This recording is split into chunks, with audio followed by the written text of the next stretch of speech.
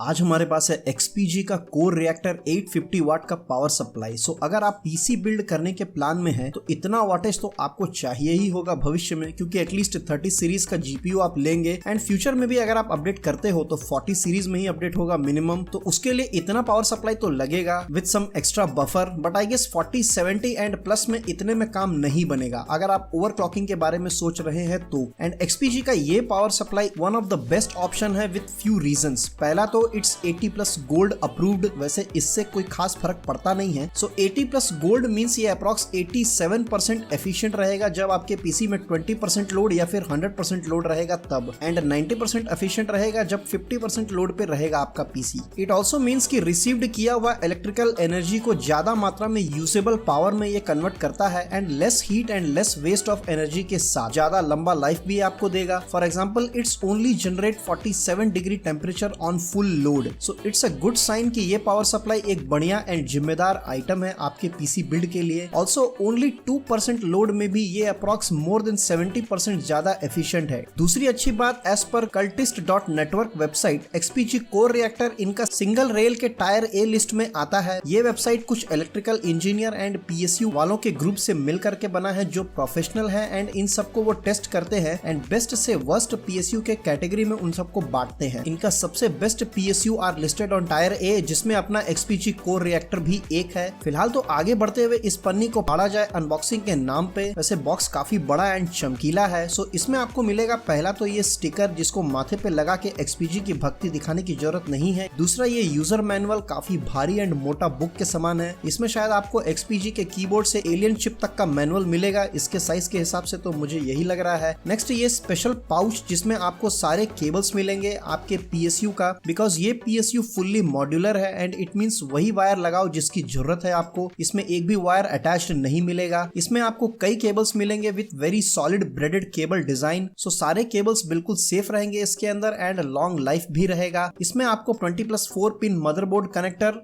CPU power supply, SATA cables, PCIe cables like for GPU, PSIe, SSDs, video capture card, जिस किसी को भी power supply जरूरत होगा उसके लिए, एंड Molex पावर केबल। ये भी फिलहाल तो कम यूज होता है बट मैंने इसको अपने RGB फैंस के लिए यूज किया है एंड इन सब में लेबल भी लगा हुआ है आपकी सुविधा के लिए। एक बात और याद रखें, इसमें आपको PCIe 5.0 16 पिन और 8 पिन PCI कनेक्टर नहीं मिलेगा। नेक्स्ट बक्से में मिलेगा अपना विद्युत प्रवाहक और पावर सप्लाई, वेरी छोटा चेतन इन साइज। ऑल्सो रिमेंबर ये ATX और मिनी ATX कैबिनेट्स में फिट करने के लिए बेस्ट है। वैसे मेरे इस्तेमाल के लिए इतना कनेक्टर ही काफी है, बाकी खाली रहेगा। सैडली मेरा GPU जल गया, वरना इसको मैं सूखने के लिए सांता क्लॉज वाले काले पाउच में वापस नहीं डालता। XPG core reactor comes with one big 120 mm fan. मजे की बात, मैंने स्ट्रेस टेस्ट किया यूजिंग OCCT एप्लीकेशन, जिसका रिजल्ट कुछ इस प्रकार है। सो जब मेरा पीसी अपने औकात के हिसाब से पूरा पावर चूस रहा था तभी इसके अंदर से मुझे कोई साउंड सुनाई नहीं दिया। It's a very quite fan.